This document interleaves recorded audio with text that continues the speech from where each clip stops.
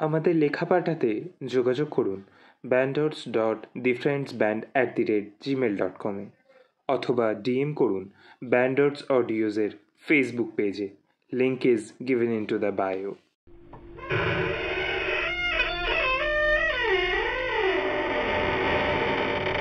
স্বাগত ব্যান্ডর্স অডিওজে।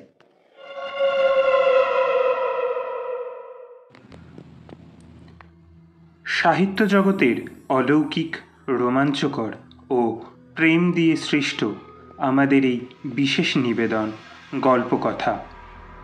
আজ আপনাদের জন্য বাংলাদেশ থেকে আমাদের এক বিশেষ শ্রোতা তাহির আহমেদের লেখা গন্তব্য। তাহির আহমেদের পাঠানো আরও একটি গল্প এর আগেই গল্পকথায় আপনারা শুনেছেন। আজ তার পাঠানো আরও একটি ছোট গল্প দিয়ে শুরু করব আজকের গল্পকথা। বলে রাখি, ভারতীয় শ্রোতা বন্ধুদের কথা মাথায় রেখে গল্পের স্থান ও চরিত্রের নাম মূল গল্প থেকে পরিবর্তন করা হয়েছে। গল্প শুরুর আগে বলে রাখি, আমাদের লেখা পাঠাতে যোগাযোগ করুন bandords.thefriendsband@gmail.com অথবা যোগাযোগ করতে পারেন ব্যান্ডর্স অডিওজের ফেসবুক পেজে। লিঙ্ক পেয়ে যাবেন ডেসক্রিপশানে। শুরু হচ্ছে গন্তব্য। গল্প পাঠে অন্তরীপ, গল্পের সূত্রধর আমি সায়ন্ত।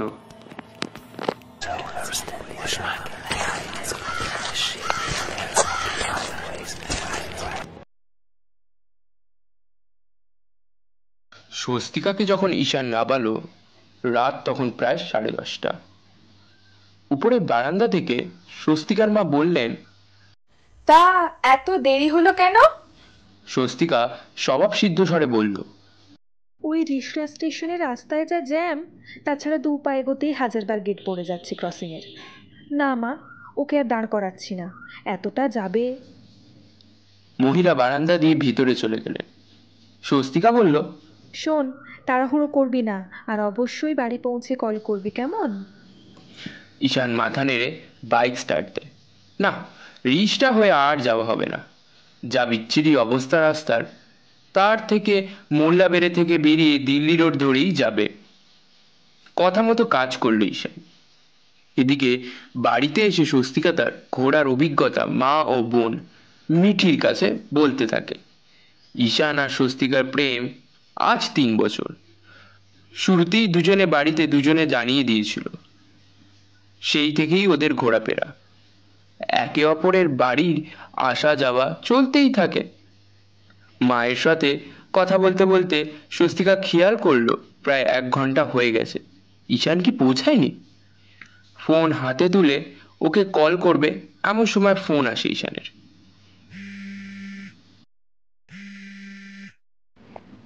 হ্যালো, একটু গঙ্গার ঘাটে যাব রে, আজ বান হবে, দেখে বাড়ি ফিরব। সায়সূচক কথাবার্তার পর ঈশান ফোন কেটে দেয়। স্বস্তিকা নিশ্চিন্ত হয়। না, রাত অনেক হলো, খেয়ে দে সে বড্ড টায়ার্ড আছে। বাথরুমে মুখ হাত ধুতে যাবে এমন সময় ঈশানের মা ফোন করে।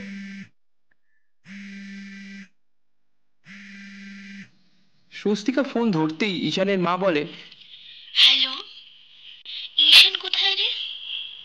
স্বস্তিকা বেশ কিছু ব্যাখ্যা না করেই বলে, ঈশান একটু আগেই আমায় ছেড়ে বাড়ির দিকে গেছে। তিনিও সব শুনে ফোন রেখে দেয়। স্বস্তিকা খেয়ে দিয়ে উঠে ভাবছে ঈশানকে ফোন করবে, ভাবছে এমন সময় ঈশানের ফোন এলো। স্বস্তিকা ফোন ধরে, খানিকটা হেসে ফেলেই বটে। কিরে, তুই কি অন্তর্যামী নাকি? যখন ভাববো ফোন করি তখনই কল এসে যায় তোর। ঈশানও হাসে। এই তো ঘন্টাখানেক হলো বাড়ি ছেড়ে গেলি, এরই মধ্যেই? দাঁড়া, একটু রসো শোনা, 1 মাস পরেই তো বিয়ে। জানি না রে, তাও বড্ড মন কেমন করছে, তাকে যদি একবার দেখতে পেতাম। স্বস্তিকা ওলে বাবালে টাইপের একটা কথা বলে পরিস্থিতি সামলে দেবে ভাবে, কিন্তু ঈশান তার আগেই বলেন, বড্ড ঘুম পাচ্ছে, শুতে যাচ্ছি, কাল স্বস্তিকাও প্রেম বিলাপের দুটো কথা বলে ফোন রেখে ইনস্টাগ্রাম অন করে। রাত তখন 12:10। ঈশানের মা আবার ফোন করে। স্বস্তিকা ফোন ধরে ওপার থেকে ঈশানের মা বলে, তুই এখন একবার আসতে পারবি? গলাটা কাকিমার কেমন যেন ভারী ভারী ঠেকছে। স্বস্তিকা বলে, আরে কি হয়েছে সেটা তো বলো। ঈশানের অ্যাক্সিডেন্ট হয়েছে রাস্তায়, সম্ভবত তোকে ছেড়ে আসার সময় ওর ফোনে ফোন করেছিলাম। অজ্ঞাত কেউ ফোন ধরে বলে ওর ফোন ওনার কাছে আছে। ঈশান হাসপাতালে, ডানকুনির কাছে। স্বস্তিকার হাত থেকে ফোন পড়ে যায়। উঠে বসে স্বস্তিকা, ভাবে একটু আগেই তো ঈশানের সাথে কথা হলো।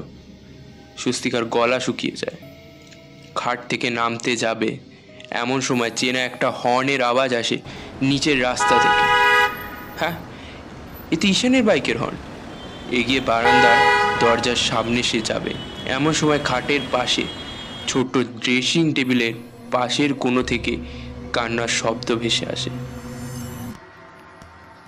স্বস্তিকা ভয় সেদিকে দেখে। একটা ছায়া মূর্তি হাঁটু মুড়ে বসে আছে। স্বস্তিকা অবাক হয়, বলা ভালো ভীত হয়।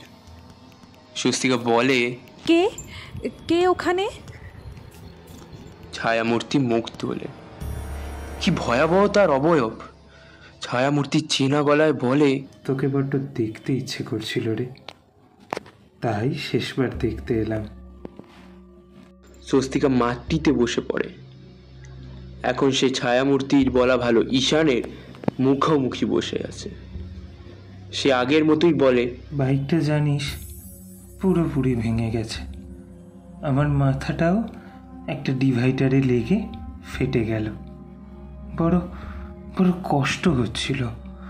মনে হলো তোকে একবার দেখে আসি।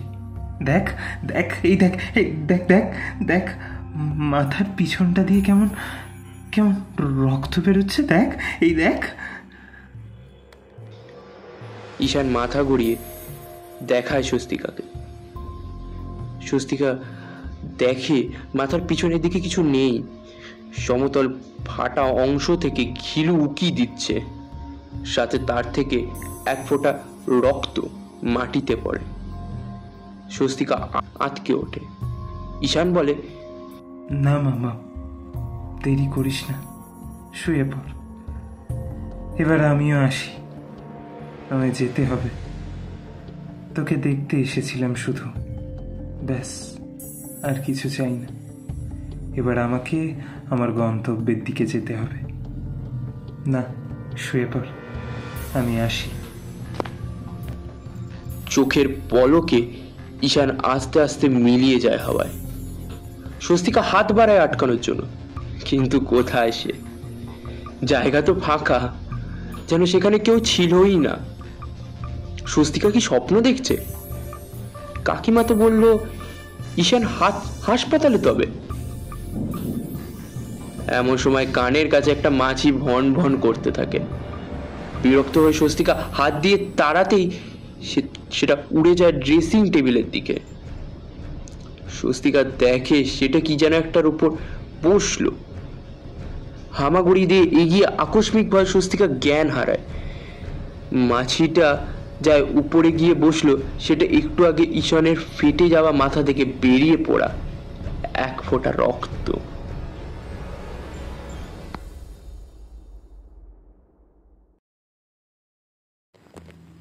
এতক্ষণ শুনছিলেন তাহির আহমেদের লেখা গন্তব্য।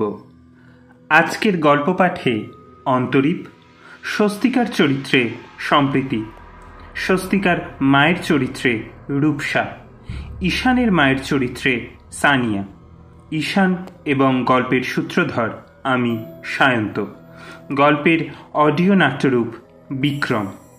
সামনের সপ্তাহে আরও একটি গল্প নিয়ে ফিরবে গল্পকথা। টিল দেন, ভালো থাকবেন, সুস্থ থাকবেন।